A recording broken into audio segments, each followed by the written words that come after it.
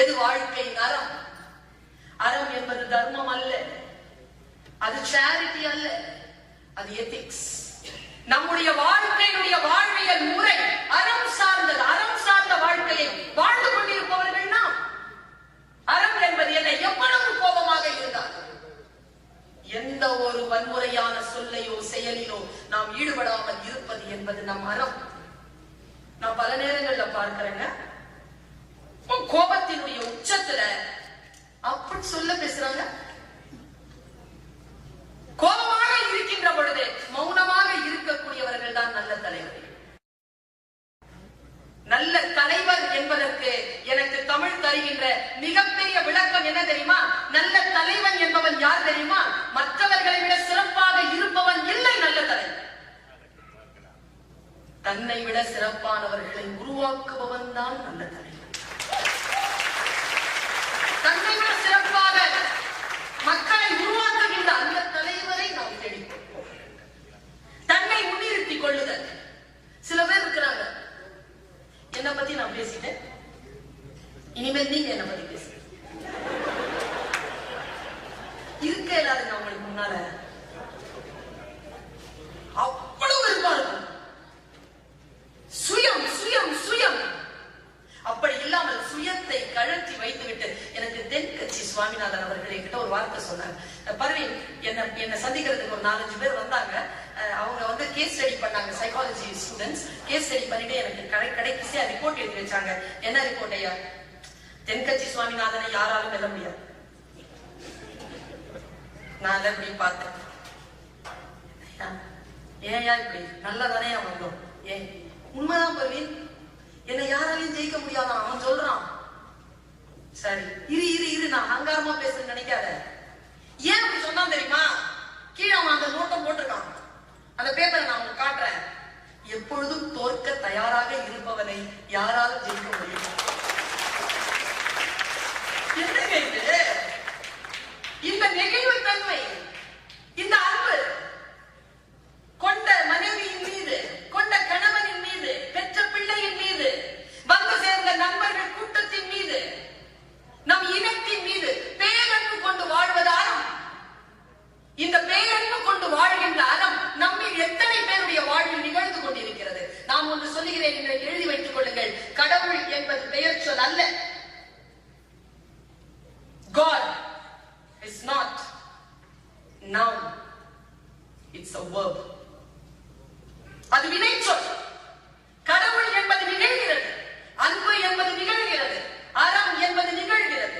நிகழ்ந்தால்தான் அதற்கு அறம் என்று பெயர், நிகழ்ந்தால்தான் அதற்கு கடவுள் என்று பெயர், நிகழ்ந்தால்தான் அதற்கு அறம் என்று பெயர்.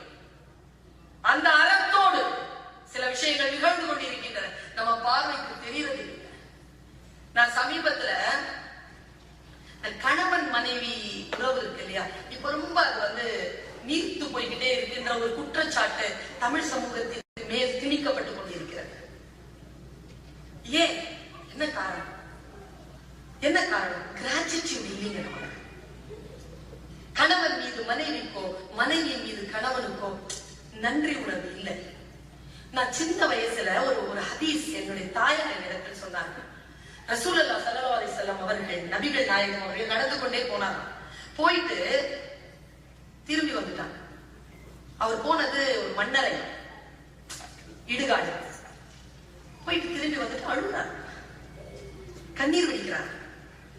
என்னன்னு கேட்டா, மன்னரை வேதனைகளை நான் பார்த்தேன் அப்படின்னாங்களாம். என் தாய் எனக்கு சொன்னதுங்க, ஒரு குழந்தைக்கு தாய் சொல்லுகின்ற நல் சொல். நீங்க நினைக்காதீங்க, நீங்க எது சொன்னாலும் அந்த குழந்தை கேட்காதுங்க, கேட்கும். ரெசிப்ரிகேட் பண்ணாது, அதனால அது கேட்காது முடிவு பண்ணாதீங்க, அது கேட்கும். சொல்லிட்டே இருங்க. என் தாய் எனக்கு சொல்லிக்கொண்டே இருந்தாள், நான் என் பிள்ளைக்கு சொல்லிக்கொண்டே இருக்கேன். அது கேட்காதுங்க, ஒரு வாட்டி சொல்றோம் விட்டுரு. என் தாய் விடல, சொல்லிட்டே சொன்னா. ஏன் அழுதாராம்? 2 வேதனைகளை பார்த்தேன். இதை விட குழந்தைக்கு ஒரு விஷயத்த சொல்லி தர முடியுமா? ஒரு பெண் குழந்தைக்கு. என் அண்ணனும் இருக்கான் பக்கத்துல, அவனுக்கு ஒரு வாய்ப்பு. 2 பேருக்கும் சொன்னா எங்க அம்மா. சொன்ன வார்த்தை பாருங்க, ரசூலுல்லாஹ் அழுதுட்டே இருந்தா.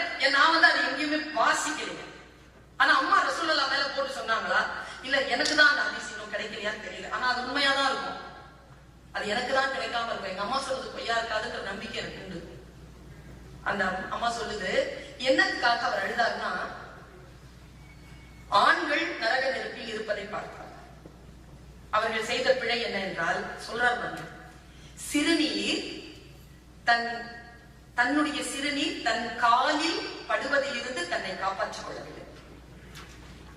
தூய்மையை இப்படி சொல்லிட்டாங்க அம்மா. சிறுநீர் கழிக்கின்ற பொழுது குழந்தைகள் அதை காலிலே படாமல் இருக்க வேண்டும் என்று நான் அந்த தமிழகத்திலே அந்த சூழலிலே வாழக்கூடிய அந்த குழந்தைக்கு அடுத்தது, பெண்கள் நிறைய பேர் மன்னரையில் வேதனை அனுபவித்தார்கள். என்ன என்றால், தான் கொண்ட கணவன் மீது நன்றி இல்லாமல் இருந்தார்கள். அப்படி என்ன நன்றி இல்லாமல் இருந்தார்கள்? ஒரு வார்த்தை சொன்னாங்களோ, உன்னால நான் என்ன சுகத்தை கண்டேன். எங்க அம்மா சொன்ன டயலாக். இந்த சொல்லுக்கு நரக வேதனை என்று என் தாய் என்னிடத்தில் சொல்கிறார். உன்னால் எனக்கு என்ன சுகம் கிடைத்தது என்று ஒரு பெண் பேசுவது நன்றி இல்லாத ஒரு பேச்சு. எவ்வளவு முறை சொல்லும். எங்க அப்பாவும் தான் என்ன எத்தனையோ இடத்த பார்த்தாரு. எப்போ 40 வருஷம் அப்புறமா கல்யாணம் ஆயிட்டு. அங்கெல்லாம் பண்ணியிருந்தேன்னா இன்னைக்கு இந்த மாதிரி நான் சீரழிஞ்சிருப்பேனா? நன்றி உணர்தல் ஒரு பெண்ணுக்கு இருக்க வேண்டும். அதே உணர்வு ஒரு ஆணுக்கு இருக்க வேண்டும். எனக்கு தெரிஞ்சு நன்றி உணர்வு எல்லா ஆண்களுக்கும் above 60 வந்துருதுங்க. அது எங்க இருந்தா ஒழிஞ்சிட்டு இருக்கோ வந்து சேர்ந்தது. அது ஒரு 30 வயசுல வந்தா என்ன, ஒரு 35 வயசுல வந்தா என்ன, வேற வழியே இல்லாத வந்துருக்குமா? இப்போதாங்க என்ன பார்த்துக்கிட்டா, அவதாங்க என் பிள்ளைகளை வளர்த்தா, அவ இல்லன்னா நான் இல்லைங்க. அந்த வினாடியில் நீ அதை சொன்னாயா? நிகழ்ந்து கொண்டே இருக்கின்ற ஒன்று சொன்னாயா? ஏங்க, ஒரு பொண்ணு என்ன நாங்க விடுறாளா? தன் அடையாள, தன் உணவு, தூக்கம், உடை, தமிழ் சமூகத்தில் குலதெய்வத்தை கூட மாத்திக்கிறாங்க. அந்த பெண்ணின் மீது ஒரு கிராட்டிடியூட் இருக்குதா? ஒரு ஆணின் மீது ஒரு பெண்ணுக்கு கிராட்டிடியூட் இருக்குதா? இந்த கிராட்டிடியூட் இல்லாததனால்தான், இந்த நன்றி அறிதல் இல்லாததனால்தான் நான் சொல்லுகிறேன், இந்த நன்றி அறிதல் வர வேண்டும் என்றால் 2 பேரும் சேர்ந்து இலக்கியம் சார்ந்த சூழலில் இருங்கள். இலக்கியத்தை வாசிங்க. நான் ஒரு இலக்கியத்தை சொல்றேன். நீங்க கார் ஓட்டிட்டு போகும்போதே கனவு கண்டுகிட்டே போங்க, இந்த மாதிரி ஒரு பொண்ணு நம்ம வாழ்க்கையில கிடைச்சிருந்தா நாம எவ்வளவு சந்தோஷமா இருப்போம் அப்படின்னு. அவள் உங்கள் பக்கத்தில் தான் இருக்கிறாள். முதலில் நீங்கள் அதை நம்ப வேண்டும்.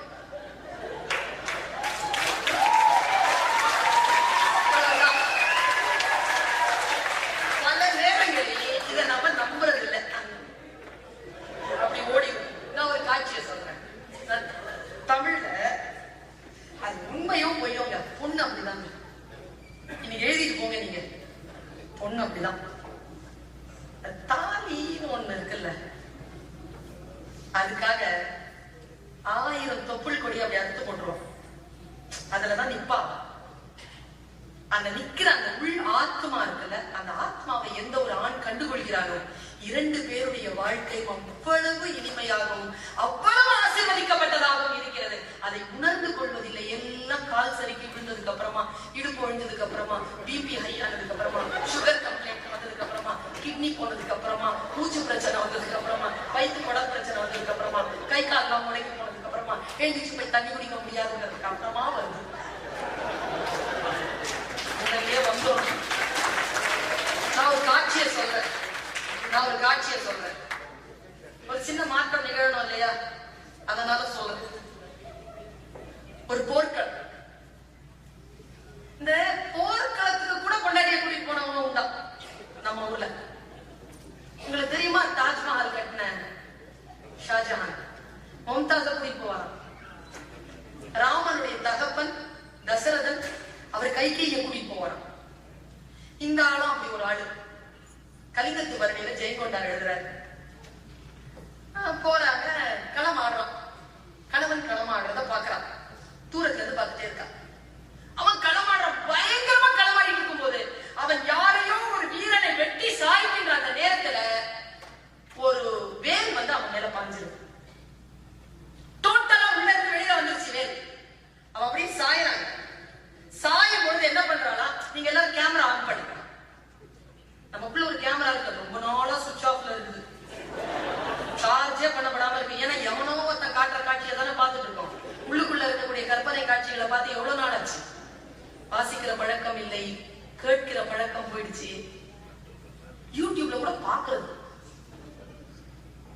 என்ன போட்டிருப்பாங்க, எப்படி பேசுறாங்க, இப்படிதான் காதல அப்படி கேட்கிற அந்த பழக்கம் இல்லை. கேட்டு பாருங்க, உரை சித்திரம், சித்திரத்துல வாங்க, அவன் சாயிரான், இவன் ஓடி போய் தான் உடம்ப அப்படி சதுக்கி போய் அவனை தாங்கிட்டான், தாங்கிட்டு செத்துட்டான், அவனுக்கு மேல செத்துட்டான். இவ்வளவுதாங்க காட்சி. ஜெயம் கொண்டார் எழுதுறாரு,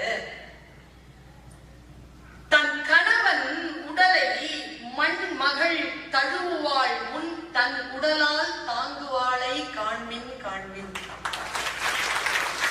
மண்ணு நகர ஒரு பொண்ணு தானே, தன் புருஷனை ஒரு பொண்ணு தன் கண் முன்னால தழுவ முடியாத, அதனால தன் உடலால் தாங்குவாளை காண்மின் காண்மின். பின்னாட்டு மகளிர் தன் கொழுநன் உயிரை புணரா முன்னம் ஆவி ஒக்க விடுவாளை காண்மின் காண்மின். செத்துட்டாங்கன்னா வீர மரணம் அடைஞ்சாங்கன்னா அங்கதான் தேவதைகள் வந்து அவங்களை கல்யாணம் பண்ணி பண்ணுவாங்க. அவன் வீர மரணம் அடைகிறான். ஏதேனும் ஒரு தேவதை வந்து தன்னுடைய கணவனுடைய உயிரோடு சேர்ந்துவிடக் கூடாது என்பதற்காக தன்னுடைய ஆவியை தன் கணவனுக்கு முன்னால விட்டுட்டு அங்க போய் நிறுத்தாங்க. இப்படி எழுதுறாங்க ஜெயகொண்டான். அவ வேற யாரும் இல்ல, உங்க லெப்ட் சைட்லயோ இல்ல ரைட் சைட்லயோ நீங்க தாலி கட்டிக்கிட்டு உட்காந்துருக்கான். அடையாளம் காண வேண்டும். நான் குவைத் நினைக்கிறேன், மனசுல தோணுச்சு, அது சொன்னேன். நான் பார்த்த காட்சி இது சொல்லணும் தோணுது, அதனால சொல்றேன். இந்த சமயம் இவ்வளவு அற்புதமானது தெரியுமா?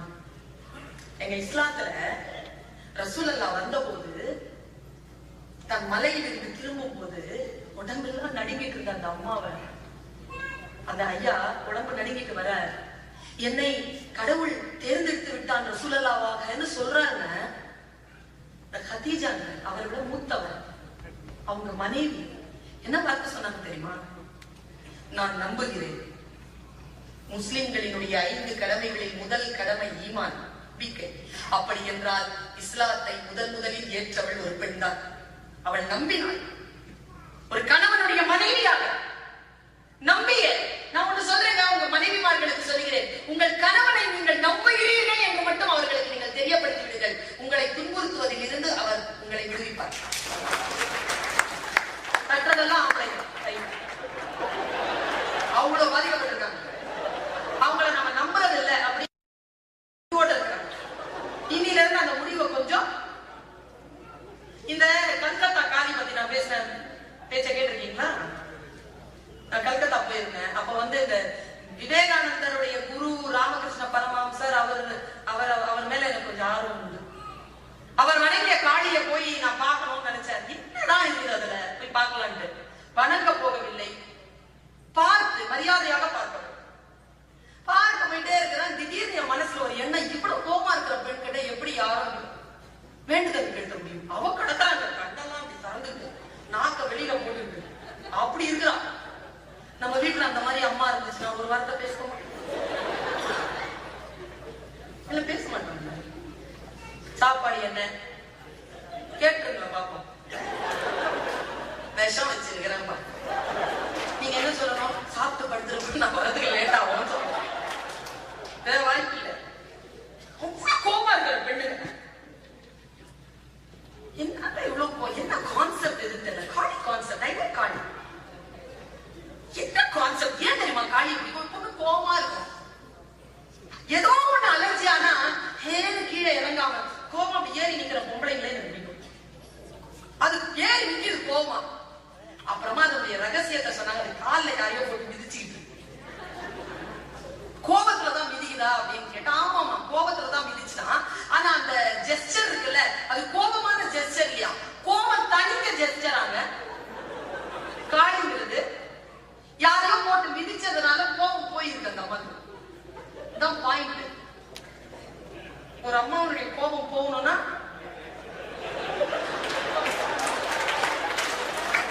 என்ன பாயிண்ட் அப்படின்னா, நான் போய் கேட்டேன் அவர்கிட்ட, இவ்வளவு கோபம் இருக்கிறவங்க எப்படி வேண்டுதல் நடத்த முடியும்னு. அவர் சொன்னார், இது கோபம் இல்லை,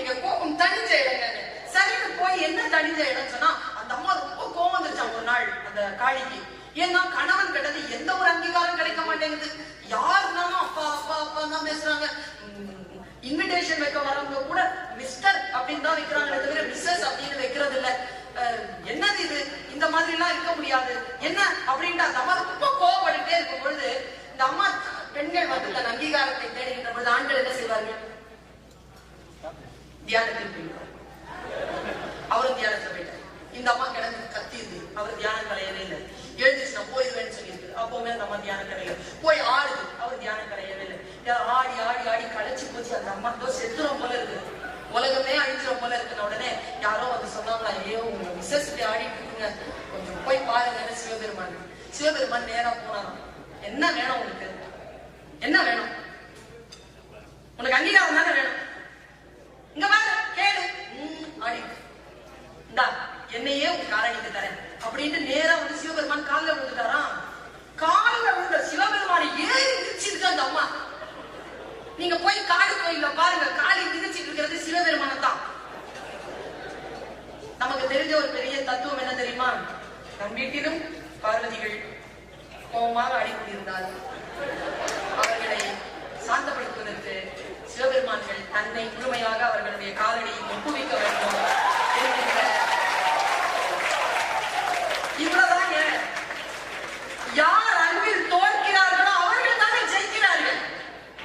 அன்பில் தோற்கின்றவர்கள் தானே ஜெயிக்க முடியும். அன்பில் எப்படிங்க ஜெயிக்கிறது? நீங்க வேணும்னா ப்ரொஃபஷனலா ஜெயிச்சுட்டு போங்க, ஆனால் அன்பிலே தோற்பவர்கள் தான் ஜெயிக்கிறார்கள். வாய்ப்பளித்தமைக்கு நன்றி பாராட்டி